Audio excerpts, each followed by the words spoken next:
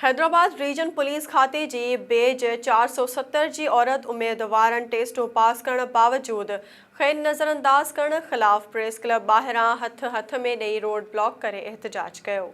SS news जो reporter एजाज़ लगारी मूजिब Hyderabad press club साम्हूं औरत उम्मीदवारनि समिया मेमन, सवेरा सेतो, अनम ख़ास खेली, कायनात लुंड, नूर मलिक ऐं ॿियनि जी अॻवानी में एहतजाजी मुज़ाहिरो कयो। उन मौक़े ते हुननि चयो त पुलिस खाते में मेरिट जी बुनियाद ते पास थियण बावजूद खैर नज़रअंदाज करे पुलिस खाते में मुक़रर मुलाज़मनि जी हिक खां वधीक औलाद खे नौकरियूं ॾिनियूं वयूं आहिनि, जॾहिं त ॿियनि सूबनि जूं औरत उम्मीदवार बि शामिल आहिनि।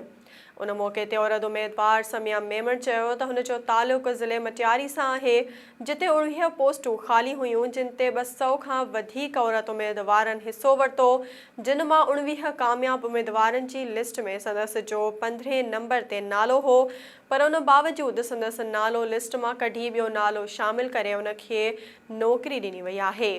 हुननि PP चेयरमैन बिलावल भुट्टो ज़रदारी, सिंध जे वॾे वज़ीर सैयद मुराद शाह ऐं IG सिंध खे अपील कई पुलिस खाते सिंध में औरत एहलकारनि जी भर्तियुनि में थियल बेक़ाइदगियुनि जो नोटिस वठी खैर रोज़गार फ़राहम कयो वञे। नाज़रीन, वधीक ख़बरुनि ऐं अपडेट्स लाइ ॾिसंदा रहो SS न्यूज़ वेब चैनल। असांजे चैनल खे लाइक ऐं सब्सक्राइब करणु न विसारींदा।